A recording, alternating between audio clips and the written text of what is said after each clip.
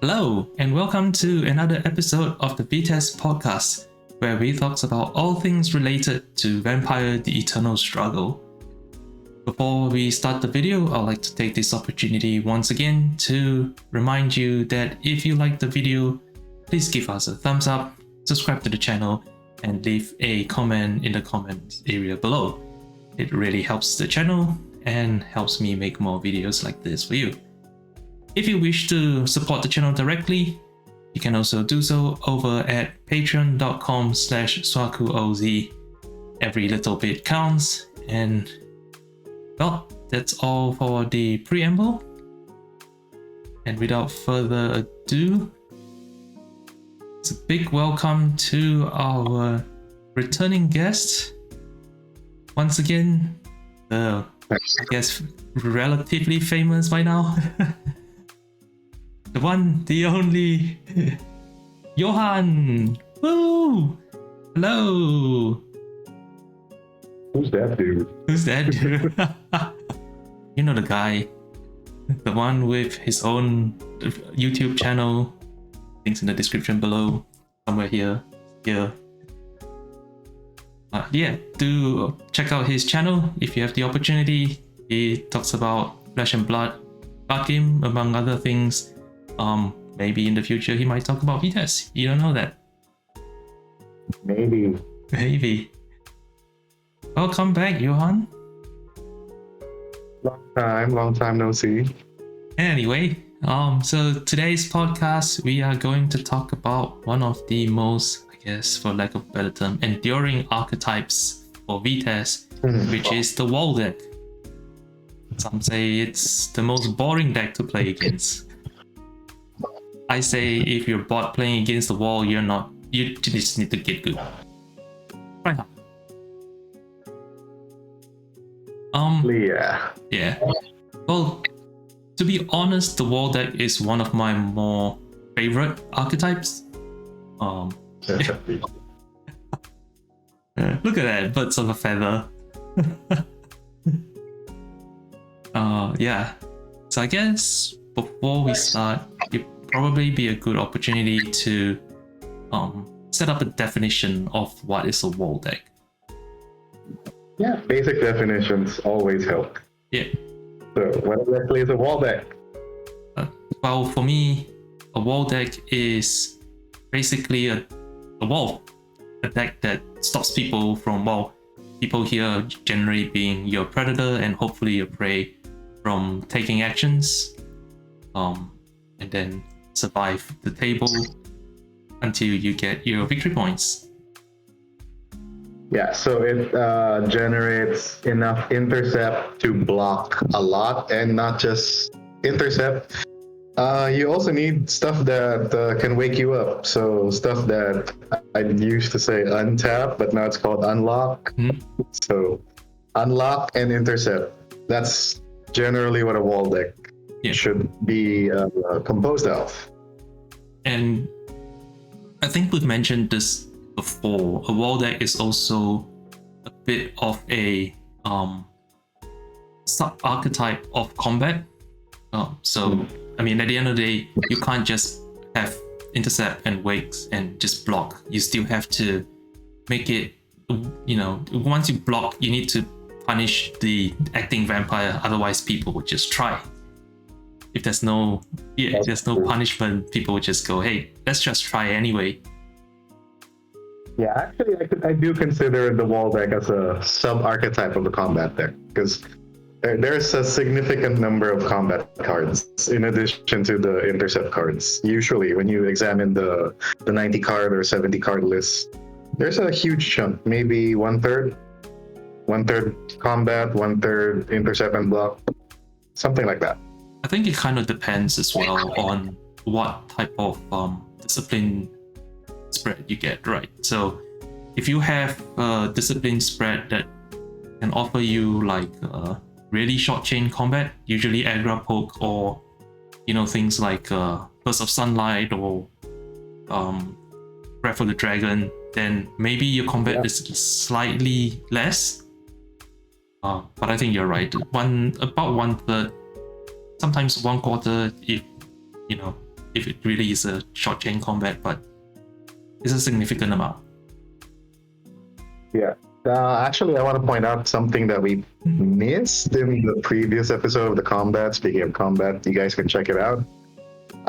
There's another sub-archetype in the combat deck, which is also part of the wall deck, and that's the equipment-based combat. So usually the wall deck will feature permanents like, sniper rifles, sport bikes, stuff that can help you block, stuff that can help you kill things with, you don't even need to cycle through the deck, just equip the thing. It's there permanently. That's why it's called a permanent. And apparently, according to the Flames of the Netherworld Facebook group, Kali's Fang. Oh yes, the memes. Oh my god, the memes. You have to have one of those in there. You guys need to check out the meme page of VtES, Flames of the Netherworld. So many Kali's Fang memes. But yeah, I think that's equipment. I think it kind of suggests that the wall deck is somewhere in between a toolbox and a combat deck. So it tries to, from a toolboxy perspective, it tries to be able to handle multiple different possible scenarios during the game, and therefore it will also tend to rely a lot on, I guess, permanent cards, less transient cards. Because because you're not cycling as often, right? All your cards are fairly reactive. If your predator or prey doesn't do much, and you're not cycling. Yeah, so you want stuff that don't really require you to cycle as much. Permanence, sports bikes, Kali's Fangs, etc., etc. Sniper rifle and ivory bow should be the top two, never the Kali's Fang. Yeah, it's true. Speaking of, so let's tackle the deck composition. Like, usually what would you put in a wall deck, right? So we've spoken about intercept and stuff that can help you unlock, and then some permanents. I also believe that wall decks should have a plan. Like, you can't just block everything, right? That's not how it works, dude. Sorry. Yeah. Don't block everything. You can try, but you're not gonna win. And that's the thing, right? You can't just say, I block everything but forget how to oust. You still need to you still need to get your minimum 2 VP somehow. This is the best part of the wall deck. For my philosophy for a wall deck is, you need to oust your prey ASAP. Kill your prey. I don't know how you can do it, but you can kill your prey and then survive until the end game. Be the last man standing. Don't care about anyone else. As long as you kill your prey and you're the last person standing, that's a guaranteed table win. Yep, it's a game win right there.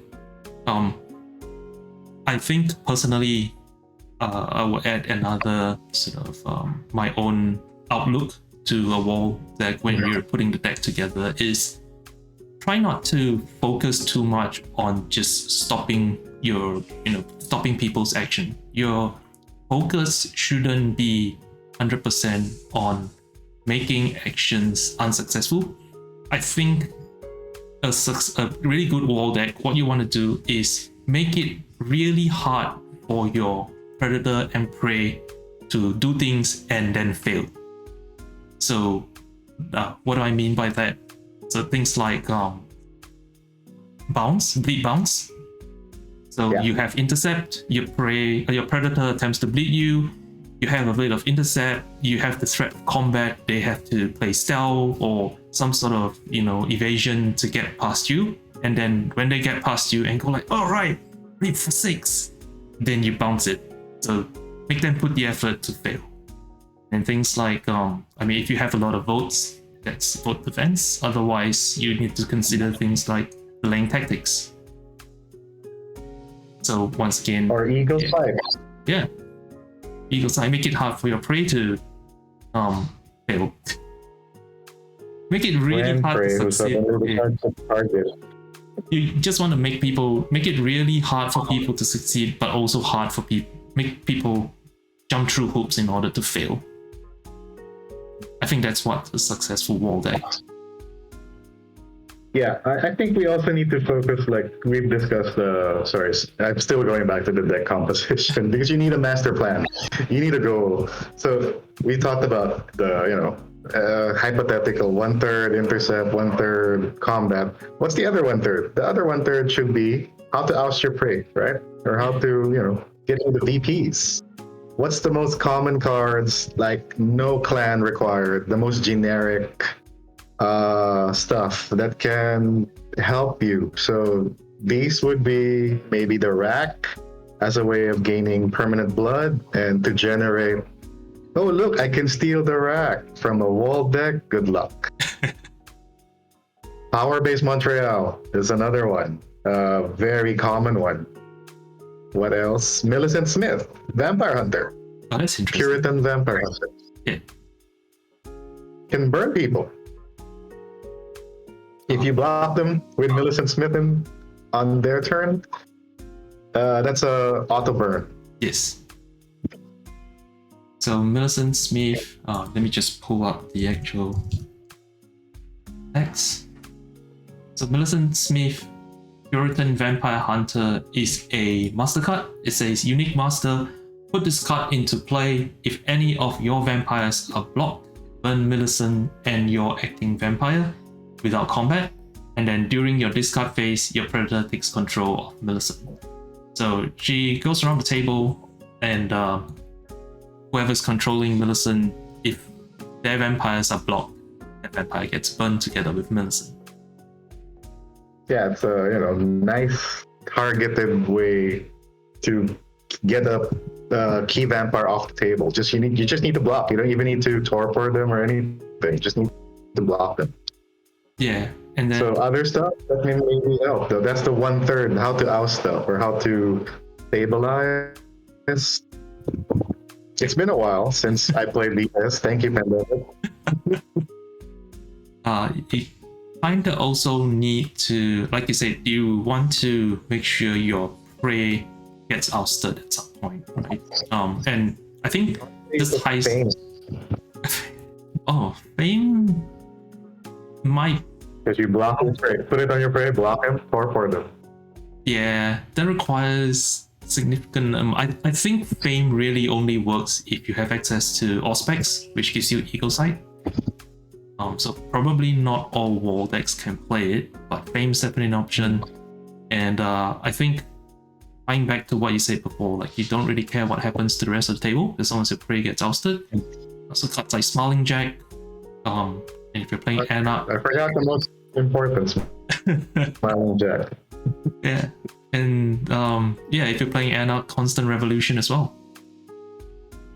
So yeah, these are cards that over time just chip away at the table, chip away at your prey's resources, and as a bonus, it chips away at your predator's resources as well. I would also call them the honeypots. So it's like, it's a trap. Hey, there's a nice rack. Maybe I can steal it. Blah. Block it, kill it. Yeah. Or the Power Base Montreal. Same thing. Even Smiling Jack. I mean, to be fair, Smiling Jack should be the thing that the whole table wants to burn, right? But you know how it is. Sounds familiar. Sounds like Shell Games 1.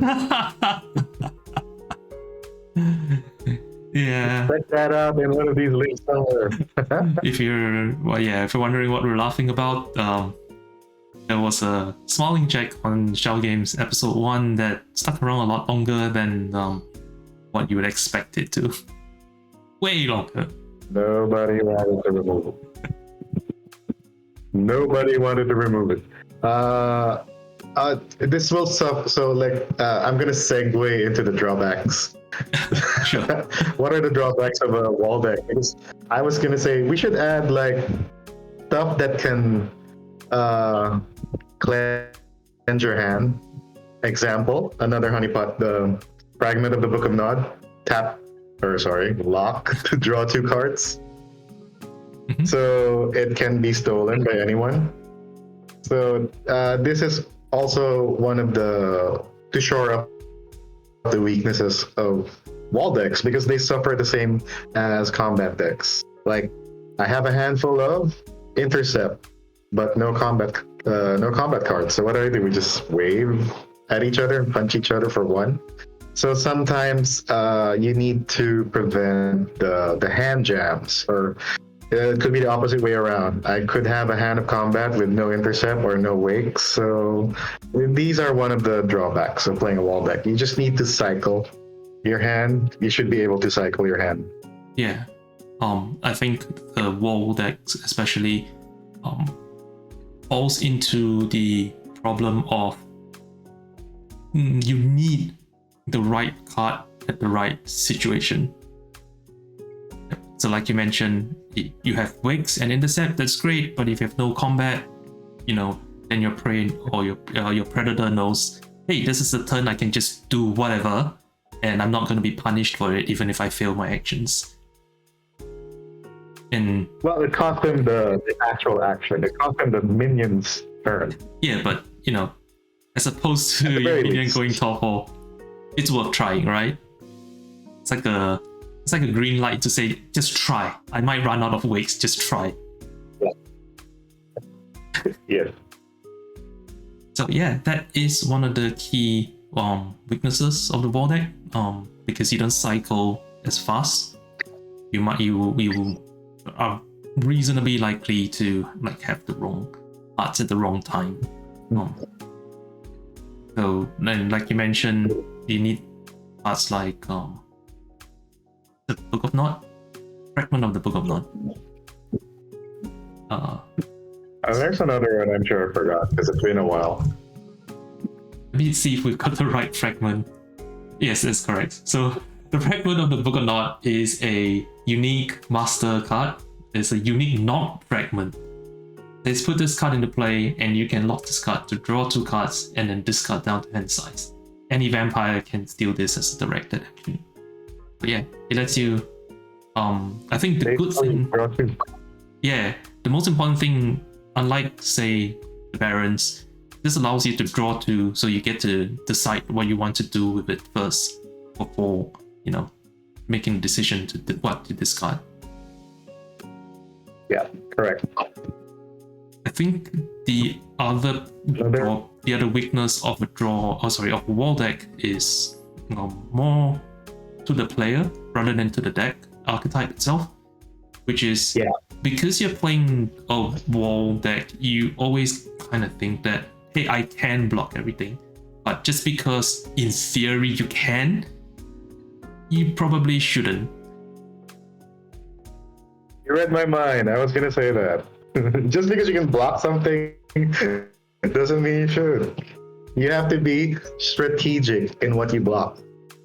Like, what are the key stuff that you need to block, and what are the not so key stuff that you need to block, or that you can let go? Most important for me would be hunts. Really? Bloodless vampires. Oh yeah. For me. I'm still in the combat frame of mind. So if there's an empty vampire who needs to hunt, that's when you block her. That's because all you need at that point is intercept, and you can just punch him for 1. You don't even need combat cards. You don't even need combat cards. For me, that's what else? The stuff that makes your prey bloat. The most important is govern the unaligned superior. That is an auto block for me. Why would you make your prey stronger? I don't know. You have to block it. And how about stuff that you can let go? What would be the actions that you can let go? I think bleeds for 1. If you have a wake, if you have a bounce in your hand, deflection, telepathic misdirection, whatever it is, if it's just a bleed for 1, sometimes just let it go, right? If your Predator increases the bleed, you can always bounce it. But ultimately, you kind of have to think that pool is a resource in this case. I think it's not worth the resource. No? Like you're wasting 3 cards just for bleed for 1. Yeah, definitely not, right? Yeah. So sometimes the bleed for 1, just let it go. I think this question is a bit, the answer to the question might be a bit situational as well, right? You need to see what sort of deck your Predator is and your Prey. Yeah. Say, for example, if there's a key card, like, there's some decks where, like Khazar's Diary, Spell of Life decks, what's the key cards, what are the key actions you need to block, and most likely they're not the bleeds, right? If they're bleeding, they're not doing the game plan. Let them bleed. Should be fine. And I think recently, block the ally. Yeah, recently the worst of all, Emerald Legionnaire. Block everyone. The scourge of the current meta game. Yeah. So it's been winning a ton of tournaments. It has. So yeah. Let us same dude. I think it's part of his plan. Like, he's just gonna try to put Emerald Legionnaire in everything and try to see where it goes. Yeah. So other than Bill Troxel, I think he was better. Just waiting to see his next win with Emerald Legionnaire. He's gonna pair it with every clan. Every clan and every archetype. So other than sort of having the wrong tools at the wrong time and being overly excited about blocking, what other potential weaknesses do you think a wall deck might have? Definitely it slows down the game. So if you have a 2-hour time limit in a typical tournament, if there is a wall deck on the table, that it will definitely slow down the whole table. One part of it at least. Yeah. Because it's blocks, and then you have to play stealth, and that's people playing cards. I play stealth, I play intercept. After that, there's combat. So there's a combat phase where only the 2 people are involved again, so they have to play whatever. So it does generate or take up a chunk of time. The other players are just waiting. Are you guys done? Or there's no action because the wall deck is so effective that there's not enough pressure on certain players. So that's definitely a weakness. You should be concerned about as a wall deck player. Try to avoid it. True, yeah, definitely. And I think this sort of ties back to what you said at the start, right? As a wall deck, you always want to try to oust your prey. So even though you are like a defensive kind of deck, you still kind of want to put pressure on your prey. You don't want a situation where, you have 0 pressure on your prey and your prey just starts going forward.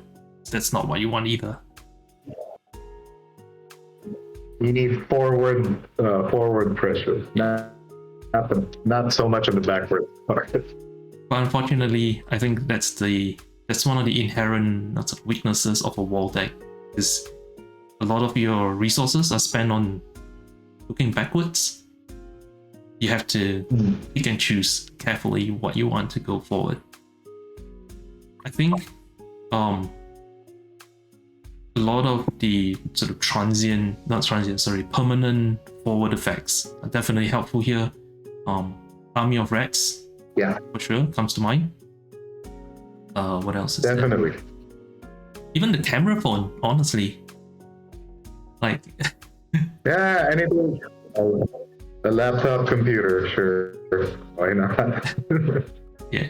You have to make it such that you really can't just sit there and go like, you can only bleed for 1, I don't care. I just need to burn the Smiling Jack and I'll be good. So yeah, definitely look at overcoming that lack of forward momentum. Yeah, I think that's also something maybe we should discuss for future deck archetypes. Like, we should have like a special, I don't know, special part in the whole episode where we talk about which clans or which disciplines are best for this particular archetype. Because not all clans can play wall decks, right? Really? Are you saying Volcavians can't play walls? How about the ministry for one thing? That's true. So wall decks should only be usually are the ones with for me the top two disciplines, Auspex and Animalism. Sometimes it should be together. Auspex and Animalism together. Which is one of my favorite clans, the Jimichi.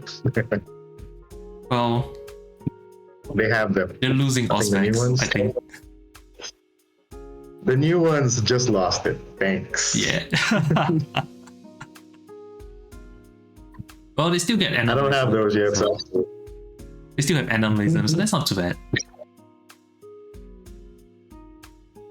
I love the Auspex for bouncing, and then I love the Animalism for just combat and intercept. So it's a really great combo. I think both these disciplines also really tie in very well to towards a wall deck, just because they're flexible. Like especially these days, Auspex has intercept, Auspex has wakes, Auspex has bounce. My favorite item, Argus. Yeah. Like you should have 12 in a deck. It's totally the hey, this is a wall card, you know. Just look at it.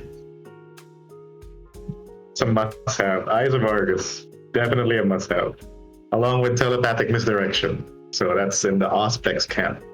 Yeah, and then for Animalism, like you said, it does both intercept. It has a bit of wakes, and most importantly, and it also does combat. combat. Yes. Usually a Karen Crow And permanent intercept, which Raven Spy. I think you hit on a very important point. Intercept, or rather wall decks, it tend to be more effective when you have permanent intercepts, because even if it's just a +1, right? A Bowl of Conversions, even Abbot, if you're playing Sabat, they're all the one intercept sometimes really makes like a huge difference, because your one intercept is basically the one stealth that both cards automatically generate. Against stealth bleeders, they tend to be designed to get past 0 stealth blockers that sometimes have one intercept. But if you always have that one intercept, they always have to spend 2 stealth just to get started. It's what I call a drain on the resources. So they will the opponent has to constantly find enough stealth just to beat that one intercept. So it's a resource drain. They play it just to get past your permanent intercept. Then suddenly you just play another intercept transient, like I don't know, Eagle Sight or something.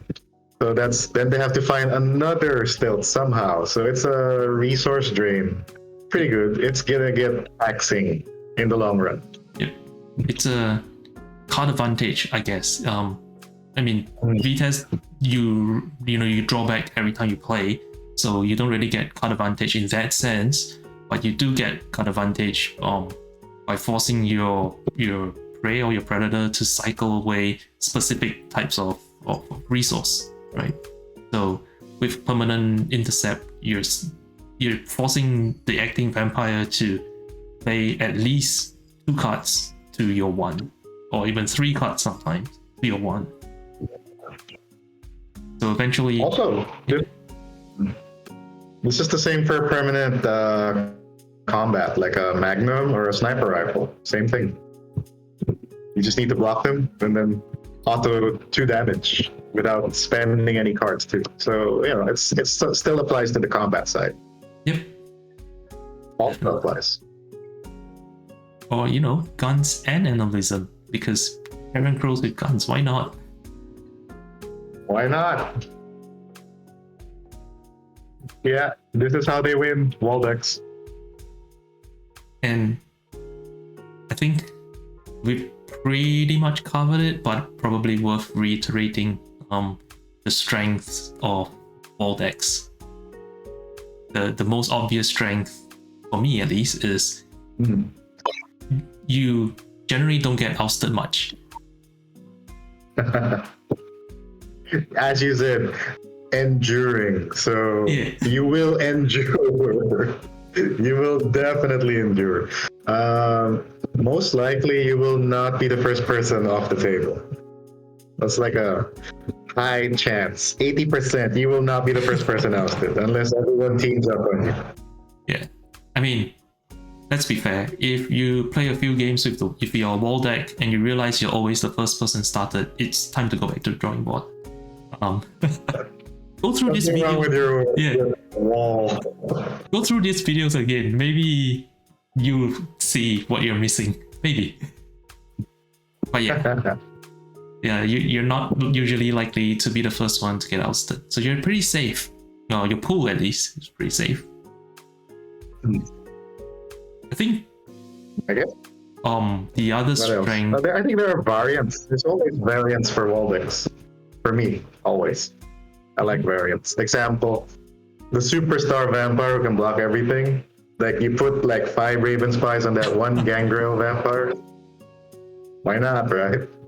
Oh, one of the sub variants, the 7 Raptor deck. I love that one. You put 7 Raptor. I think normally on Lumbach for some reason. 7 Raptors. Yeah. So when you block someone, you will automatically discard their entire you can do whatever you want. Discard their hand. Mill them out of the game.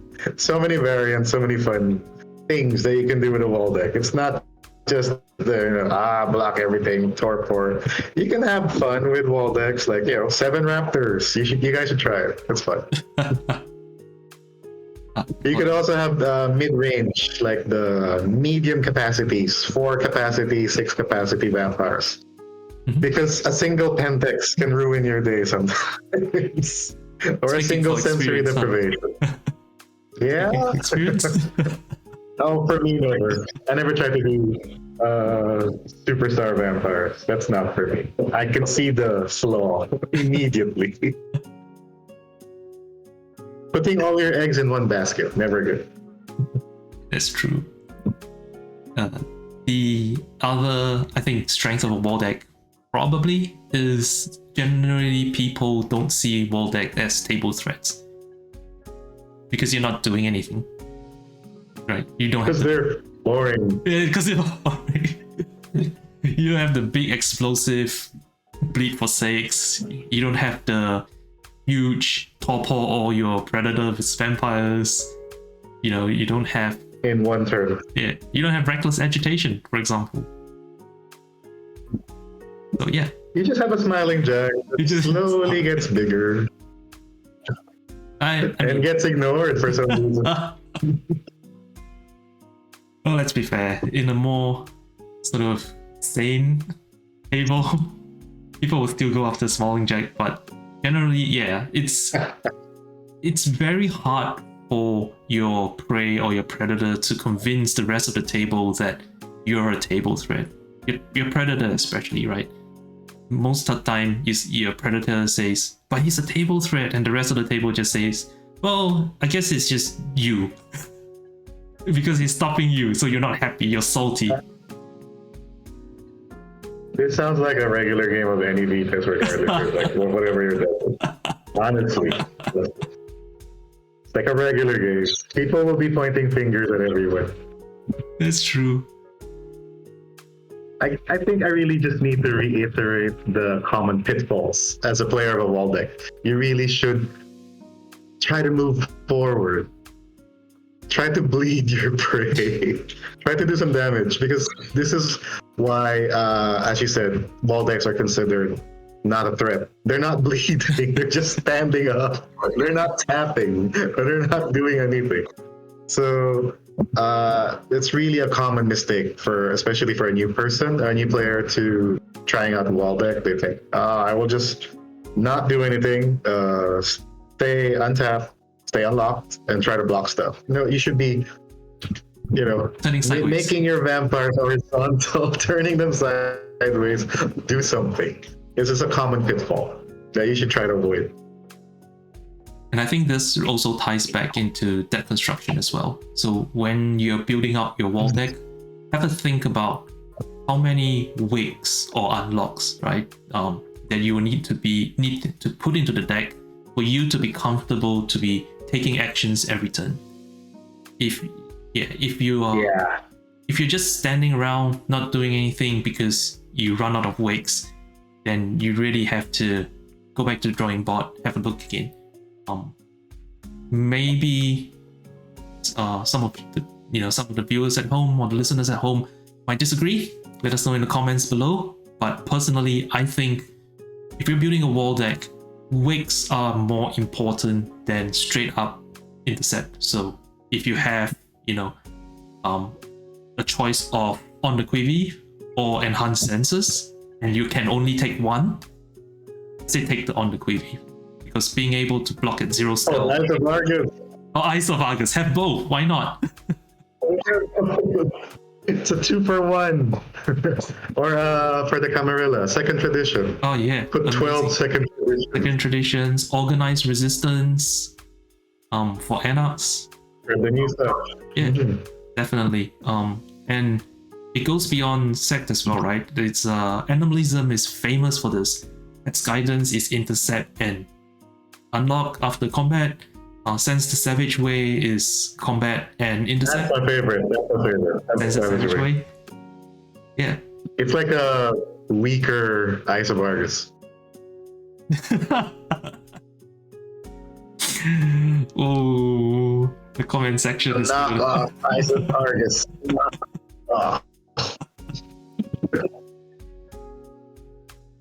But yeah, but you guys, the viewers can check out my favorite source is check out the tournament winning deck archive. I think it's on the VK in France or something. VtES France is now archiving the whole thing because it's massive since the 90s of all the decks. So you can really check out all the wall decks based on how much intercept and wakes they have.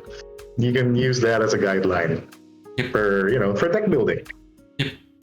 It's a good starting point, and then from there you probably have to tweak a little bit for your metagame. So yeah, if your metagame doesn't play stealth very often, you can cut down on intercept, increase wakes. If there's a lot of stealth, bring more Raven Spies, bring more Spot Spikes, bring Bowl Convergence. I'd still Ivory Bow. Ivory Bow, yeah. Ivory Bowl is probably one of the better, I guess, combat elements that a war can have. Yeah. I've seen, and pack a few copies of Rostrak, because Rostrak with Ivory Bowl is the way to go. The combo. I would love to look up the text for Rostrak and read it on this video, but I'm conscious of time, so I'm not gonna read that entire book. Yeah, you guys can check out all the resources on VK. Yeah, for sure. So, what is sort of a typical gameplay for you, for at least for a wall deck? What's a typical turn like? Well, as I said, either you're building up your permanents, so you're turning your vampires horizontally to equip, which is another thing. You might get blocked by another wall deck beside you. That's gonna be funny. Like they might block your Ivory Bow, so who cares? Who knows? What can you do? Or you're turning them sideways to bleed or make your some offensive action against your prey, because you are confident in your deck that you will have the untaps or the intercepts necessary. That's my typical turn. I would be building up my stuff, permanents, or I would be doing forward motion. I'll never do just untap, done, discard, done. That's not me. There's something wrong with my hand if that's happening. Yeah, at the very least, hunt. Make Johann want to block you. Yes. They'll only block the hunt if, they're bloodless. I mean, it's just a single punch. But yeah, I definitely agree on that. Always take actions. Don't stand around. You can, if you have like I guess 3 or 4 vampires or 3 or 4 minions, you might want to consider sometimes leaving one unlocked just to threaten, but definitely spend as much time as possible going forwards. Once the most comfortable position a wall can have on any table, any game, anywhere is when you have 1 VP. Once you have ousted your prey, you have the 1 VP. That's when you can do block all. Yeah, that's when you can sit there and say, all right, this cut. just do these. You're not gonna do that anymore. Get the 1 victory point. Get the first VP first. Ask that. I think somebody set up. Somebody once said a long time ago, if I remember correctly, that wall deck always wins if your prey never gets a single VP. That's hard, but yeah, sure. Well, I mean, if you think about it, if you bleed your prey out, that means your prey never gets a single VP. That's true. Yeah. Or if you're a piece of vote deck and you're always blocking the votes. Oh, sorry. That's a accidental strength of a wall deck. When you sit next to someone who only can take undirected actions, that is your favorite. Like vote decks. That's true. That's the prime position. Best seat in the house. So just in summary, I guess to recap, wall decks are really good at staying alive. They can survive a fair bit of attacks from, doesn't matter where it is. But typically they do this through permanent effects, just because the wall deck doesn't cycle as much as say a stealth blade deck. And when you're playing a wall deck, a lot of times you need to look at the situation, think about what you actually need to block, what you actually don't need to block, and always take actions. Be strategic in the blocking. Yeah. It's not like, the stealth bleed is just, bleed. This time you have to be strategic. Strategic is the key word. Yeah, think about what's important for your deck, what's not important, and most importantly, think about what's important for your prey and predators deck. If you can figure that out, you know exactly what's important to block and what's not important to block. Correct. I think we covered it. Is there anything else? No, I think we've come to the end of this podcast. So thank you to our viewers, listeners at home for staying with us to this point. This opportunity once again to remind you that if you like this video, give us a thumbs up, subscribe to the channel, put a comment below, and if you want to support the channel directly, you can go to patreon.com/SakuOZ, and also don't forget, head over to Johann's YouTube channel and have a look at what he's got in store for you. Links in the description below. And until next time, see ya!